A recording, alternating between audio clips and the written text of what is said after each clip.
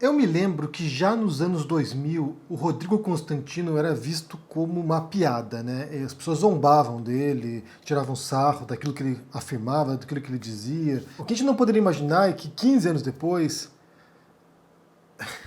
ele continuasse propagando as suas bobagens com cada vez mais visibilidade. Ontem eu vi esse vídeo aqui que circulou nas redes sociais, né, do Constantino rindo quando o jornalista Josias de Souza mencionou o número de mortes no Brasil, né? A gente está chegando agora na casa dos 124 mil mortos no Brasil, e o Josias comentou isso, né, que o Brasil ocupava o segundo posto de maior número absoluto de mortes, e o Rodrigo Constantino riu.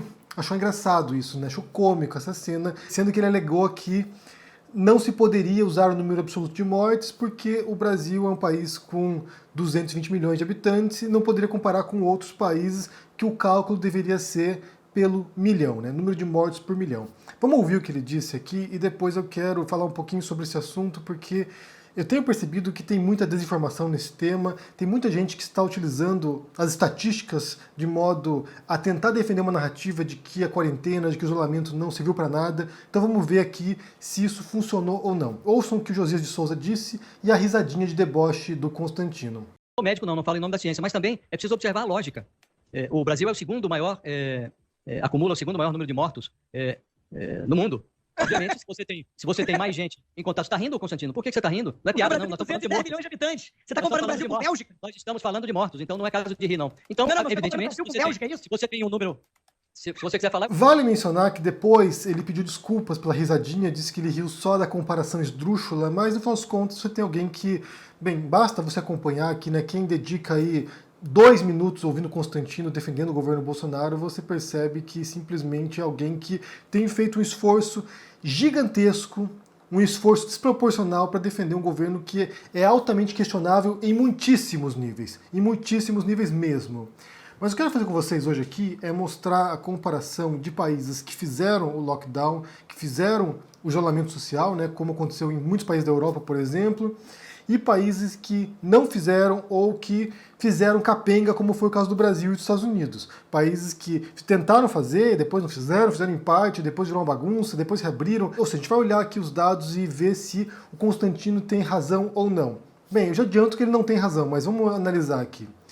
Se a gente olhar a listagem de países pelo número de mortos por milhão, o Brasil ocupa nesse momento a 9ª posição, ou seja, em mortes proporcionais, o Brasil é o 9º país com o maior número de mortes. Então você tem em primeiro lugar São Marino, que é um país-eco minúsculo, ou seja, se você tem lá 30 mortes, né, são 42 mortes lá, isso já é proporcionalmente uma população enorme.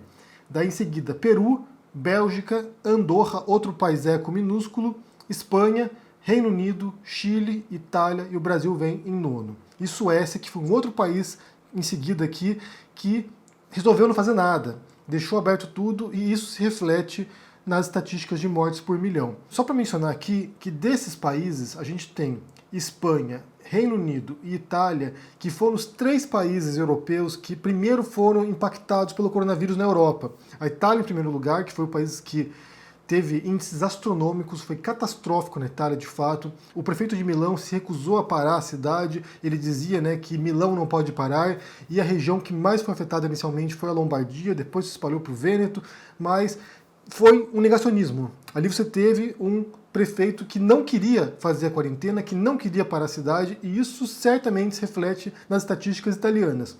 A Espanha foi um país que, já vendo as advertências da China, do Irã e da Itália, também demorou para poder fechar o país. Muita gente questionava aqui inicialmente, né, quando vai parar, a gente estava indo para a escola com a criança, todo mundo preocupado, né, se vai fechar ou não. Alguns casos iniciais foram importados, até onde a gente saiba, da Itália, foram torcedores que foram para a Itália e trouxeram o coronavírus na viagem, né, de volta, foram vários focos distintos. Aqui na Espanha em particular, uma boa parte dos casos, se eu não me engano, 60% dos casos de mortes aqui, ou talvez até mais, eu vou encontrar aqui a reportagem e põe no comentário para vocês, foram em asilos, foram em casas de repouso. Aqui a história foi muito triste, na verdade, gente, porque assim, dizimou, assim, os asilos foram casos, sabe, horrendos, foram milhares e milhares de mortos nos asilos aqui. Em algumas circunstâncias, os funcionários foram embora Eles abandonaram o asilo e os idosos ficaram lá para morrer sozinhos. Foi horrível a história aqui, mas em grande parte, tanto na Itália quanto aqui na Espanha, afetou principalmente idosos. E o Reino Unido foi um país que inicialmente resolveu fazer imunidade de rebanho, ou seja, não fechar o país, só aplicar distanciamento social, ou seja, a gente continua a vida normal, mas afastados, e isso levou ao aumento de casos. E o Brasil, como vocês sabem, né, como eu disse, é esse isolamento capenga, né, esse isolamento social que não funcionou. Algumas cidades fecharam, outros fecharam, alguns estados tentaram, depois abriram. A ideia é abrir um shopping em Joinville, depois fizeram festa, depois tinha Corona Party, ou seja, foi uma bagunça, como vocês sabem, um presidente que atrapalhou, um presidente que agiu contra as medidas, que com a sua fala, com a sua retórica, atrapalhava mais do que ajudava, fez muitos pronunciamentos minimizando o vírus, o perigo, que era só uma gripezinha, um resfriadinho, que ele, com o histórico de atleta dele, não ficaria doente se pegasse, disse que não era coveiro, e daí quando tinha um monte de mortos, ou seja, foi alguém que constantemente foi menosprezando o impacto, e isso certamente afetou a vida dos brasileiros. Isso certamente implicou na morte de muita gente. E a própria imprensa também bolsonarista contribuiu para isso. Figuras como Constantino, por exemplo, que se recusava a imaginar que a quarentena, que o isolamento social contribuiria para isso. Pessoas que atrapalharam, pessoas que confundiram os brasileiros e que levaram a essa confusão e essa falta de adesão, em grande parte, à quarentena. E aqui deveria ser uma medida centralizada, um governo que, unificado com estados e municípios, mandasse uma mensagem monolítica, uma mensagem unificada, dizendo o seguinte: fiquem em casa e a gente vai mandar o auxílio emergencial. O próprio caso do auxílio emergencial foi um caos, também foi uma bagunça, demorou um monte para ser enviado. É até um caso problemático pensar que hoje, com o auxílio emergencial, tem muita gente, muitos milhões de brasileiros que ganham mais recebendo o auxílio do que ganhavam trabalhando. E isso é lamentável, isso é lastimável, isso demonstra o estado de abandono da população brasileira e como isso também justificaria, de certo modo, esse crescimento do apoio ao governo Bolsonaro, porque é alguém que abriu as torneiras, né, liberou a grana para os brasileiros e fez isso de maneira necessária, né, não era uma opção, embora o governo federal quisesse dar R$ 200 inicialmente e depois no Congresso eles votaram um aumento desse auxílio, ou seja, se vocês estão recebendo R$ 600 aqui, ou R$ 900, ou R$ 1.200, dependendo dos lares aí, se vocês estão recebendo isso, não foi porque o Bolsonaro queria pagar para vocês isso, ele queria pagar menos, queria pagar R$ 200. Se vocês recebem isso, é porque a oposição política ao Bolsonaro foi lá e pressionou o governo a dar esse dinheiro. E uma vez que ele percebeu que isso é uma medida de popularidade, agora ele quer perpetuar ou aumentar, né, o alcance do auxílio, vai reduzir o valor, mas vai estender o auxílio até o final do ano e depois ele vai ampliar, ou pretende ampliar, o Bolsa Família, que ele vai mudar agora para Renda Brasil, se não me engano o nome. Então essa grana fluindo do governo certamente evitou que muita gente passasse fome, passasse necessidade, muita gente morresse além do coronavírus, como também ajudou, né, contribuiu para que o Bolsonaro se tornasse mais popular. Então isso tem uma relação aqui, até onde eu perceba, causal aqui, né? O dinheiro vai para a conta das pessoas, isso aqui dá um apoio para o presidente e ele percebeu isso e compreendeu esse valor. Mas em termos de isolamento, em termos de quarentena, o Brasil foi caótico o negócio e a gente sabe disso também, que não houve. Certas cidades continuaram operando normalmente, as pessoas trabalhando, e aqui há um enorme contraste em relação a outros países que aplicaram, né? Então, por exemplo, eu falo do caso da Espanha, aqui onde eu estou, ou a Itália, ou a França, ou a Nova Zelândia, que é o referencial de como lidou com isso. Esses países fecharam drasticamente, fecharam de fato, com exceção de pouquíssimos serviços essenciais, por exemplo, a polícia, né, os médicos estavam trabalhando, mas algumas indústrias estavam trabalhando e, no geral, as pessoas estavam em casa. Então, assim, foram meses, acho que foram 3 meses, se não me engano, quase 3 meses, de isolamento social. A gente em casa, fechados em casa. Então, eu vou pôr para vocês aqui, primeiro, o gráfico da Espanha, que é onde eu estou agora. Então, aqui você tem o gráfico de mortes na Espanha. Você vê aqui, né, março, começam os casos de mortes aumentando, você tem aqui os números que vão na casa dos 50, 60 casos, depois dispara e chega no pico que é em abril de quase 1.000 mortos num dia.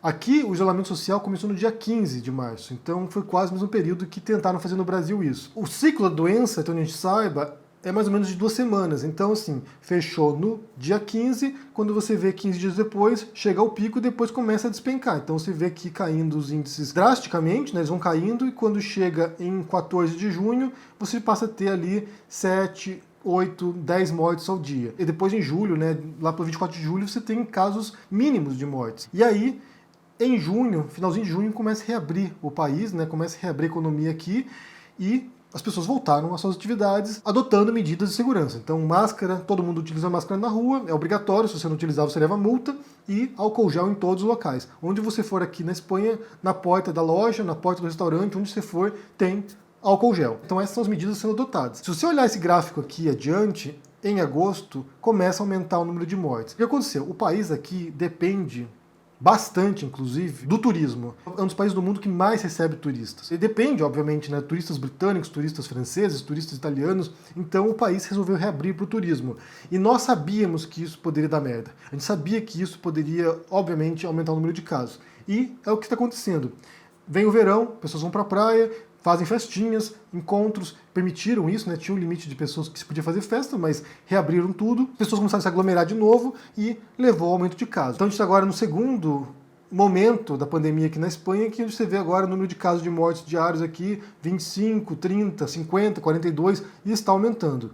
Então pode ser que em algum momento eles sejam obrigados a fechar de novo, e a gente sabia já disso anteriormente, era algo que já era informado. Pode ser que se no futuro os casos disparem, a gente seja obrigado a fechar. Semana que vem começam as aulas aqui das crianças, então a gente está muito preocupado com o que pode acontecer, meu filho volta para a escola, terão de usar máscara na sala de aula o dia inteiro, também medidas higiênicas, mandaram uma cartilha aqui explicando o que vai fazer, né, como vão proceder, distanciamento, não sei o quê, mas nós estamos preocupados. Pode ser que o país venha fechar de novo no futuro. Então esse aqui é o caso da Espanha, esse aqui é o gráfico da Espanha, que, como eu disse, começa os casos de mortes em março, o pico chega em abril, começo de abril, 15 dias depois do lockdown, e depois começa a cair, despenca até chegar quase zero. Vamos ver o caso da Itália. A Itália foi um país bem mais problemático, né? Foram mais mortes até do que na Espanha.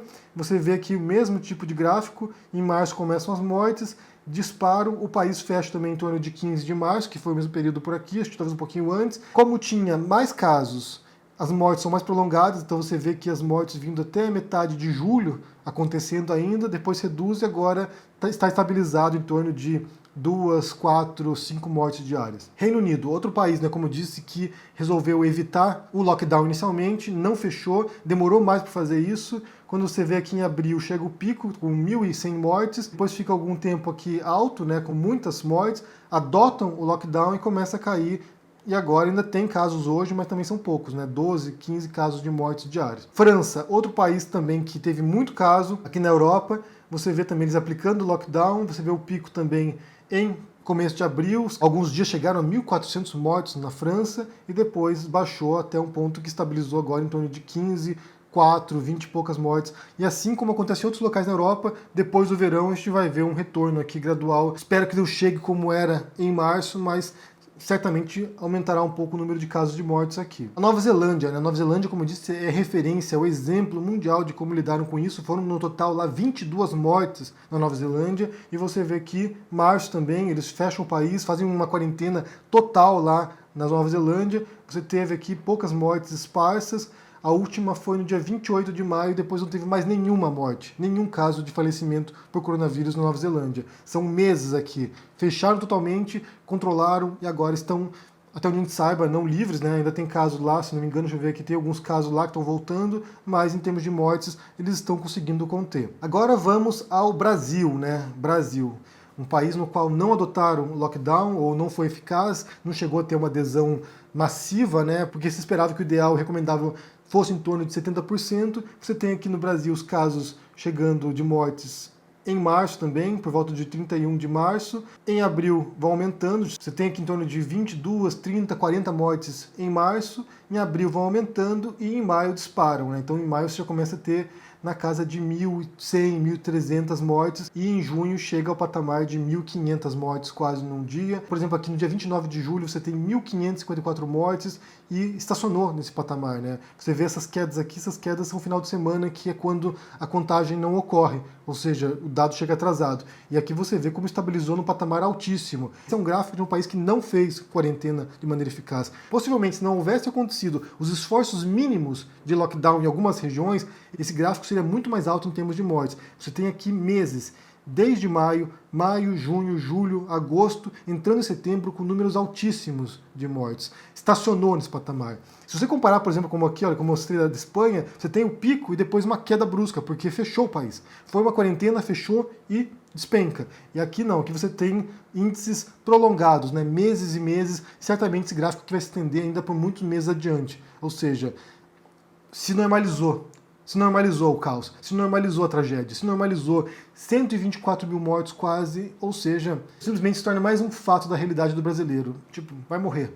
E daí, né? Fazer o quê? E daí? E ainda vem o Constantino rir ainda dessa situação.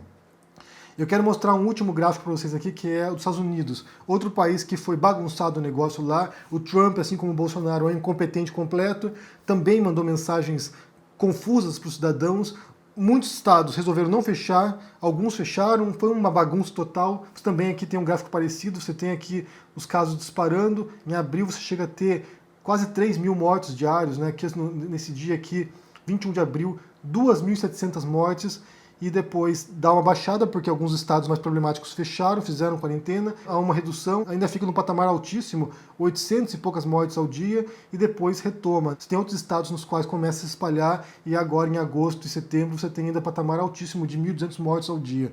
Então você tem aqui dois casos, dois exemplos de dois países que não adotaram medidas rigorosas de quarentena, que foi Brasil e Estados Unidos, dois países que negaram a situação, dois governos negacionistas da ciência que não adotaram lockdown, que são os referenciais do Constantino, provavelmente, alguém que acha que isso aqui foi o modelo certo, 1.200 mortes ao dia nos Estados Unidos, 1.100 mortes diárias no Brasil. Isso é o que deveria ter sido feito. Não adotar a quarentena como foi feito aqui na Espanha, não adotar a quarentena como na Nova Zelândia, não adotar como na Itália, na França, mas adotar como foi feito no Brasil e Estados Unidos. É uma mentalidade de vidas descartáveis. E ele põe esse tópico de novo em pauta, né? Que deveriam priorizar primeiro a economia. Sendo que a gente falou recentemente sobre isso, né? O embate não era entre economia versus vidas, era a vida para salvar a economia. E agora você vê lá a queda do PIB no Brasil, né, 9,4% de queda no segundo trimestre, e outros países como Espanha e Itália estão muito piores nisso, porque justamente eles resolveram fechar completamente. Foram 3 meses fechada a economia. Você teve mais de 12% de queda na Espanha, mas porque a economia ficou inteira fechada. Não era como o Brasil, que você tinha uma coisa ou outra funcionando. Aqui tudo estava fechado. Era como se fosse um filme de zumbi. Você saía à rua, não tinha uma alma na rua. Todos os restaurantes fechados, todos os bares fechados, tudo fechado. Você não via uma pessoa na rua. Se você tinha que ir ao mercado, tinha meia dúzia de gato pingado no mercado, porque era isso. Então, o PIB do Brasil, essa queda, representa, primeiro, algo ineficaz que foi feito, porque foi bagunçado, e mesmo assim a queda foi drástica em relação a outros países que de fato fecharam completamente, e ainda assim você tem esse peso de mortes, centenas de milhares de mortes que vão continuar ainda durante mais um bom tempo. A opção que eles fizeram foi de sacrificar vidas de brasileiros. Eles puseram a vida dos brasileiros em jogo e estão pagando um preço altíssimo para isso. E para muita gente, o preço da vida tem sido esses 600 reais. De achar que 600 reais anula o crime cometido por esse governo. De abandonar os brasileiros para a morte. O que a gente espera, o que a gente torce é que depois que passar isso aqui, depois que acabar também esse auxílio emergencial, porque vai acabar, né? E isso vai ter também certamente um impacto na economia, porque as pessoas vão precisar desse dinheiro e vai desaparecer, que isso leve as pessoas a refletir o que aconteceu, porque o que aconteceu aqui é criminoso, em essência. Abandonar os brasileiros à morte, e você tem um sujeito como Constantino rindo disso. Rindo do fato de o Brasil ter o segundo número absoluto de mortes e rindo do Brasil ser o nono número relativo de mortes também por 1 milhão de habitantes. Isso não tem graça nenhuma. Isso é uma tragédia. E como eu falei aqui, se não me engano, ontem ou anteontem, isso será lembrado na história. Daqui 100 anos, as pessoas vão estudar o que aconteceu no mundo em 2020. E quem olha esses gráficos aqui e se recusa a entender a importância que teve o lockdown para a redução de mortes, sinceramente é um idiota. É um idiota, uma pessoa que não consegue juntar 1 mais 1 igual a 2. Porque você vê que claramente nesses gráficos. Por exemplo, a Espanha, se não tivesse fechado, teria parado possivelmente no patamar de 1.200 mortes diárias, 1.300 mortes diárias durante meses. Aqui você tem uma redução drástica. Então, isso aqui mostra claramente que as medidas de isolamento deram certo e quando reabriram, dada a falta de responsabilidade das pessoas também, né, o descuido das pessoas, as pessoas são assim, né? Você libera ali, as pessoas vão lá e fazem merda. Quando reabre, e isso já era previsível, quando reabre, os casos retornam. Então eu quero saber de vocês aqui, primeiro, é sobre essa fala do Constantino, fala não, o riso do Constantino, né, rindo de 124 mil mortos no Brasil, e que ainda será muito mais, na verdade, né, infelizmente a gente vai ver esses números aqui, nesse patamar de 1.000 mortos, 900 mortos diários, durante muito tempo, rindo dos mortos brasileiros. O que você pensa disso? E ao olhar esses gráficos aqui, ao olhar esses números que eu mostrei para vocês, se dá para perceber claramente, né, eu imagino que mais claro que isso é impossível, mas se dá para perceber claramente como o lockdown, como o isolamento social, a quarentena funcionou nesses países. Isso reduziu drasticamente o número de mortos diários na Espanha, na Itália, no Reino Unido, na Nova Zelândia. Isso é evidente, isso é claro, você olha aqui nos dados. E que um economista como o economista como Constantino se recuse a encarar os dados demonstra o alto viés ideológico dele. Ele é capaz de negar a realidade, negar a informação que a gente possui para defender o Bolsonaro. E isso é outra coisa lamentável, é triste. É triste que você tenha jornalistas, pessoas na imprensa defendendo o indefensável. É absurdo isso. Diga o que vocês pensam no comentário, deixe o joinha, assine o canal, se torne membro do canal aqui também, para dar um apoio. Confira meu livro sobre o Bolsonaro, que revela esse ímpeto também destrutivo desse governo. E também confira meu livro na pré-venda, O Rei dos Judeus, sobre Jesus histórico. Um grande abraço para vocês e até mais. Tchau!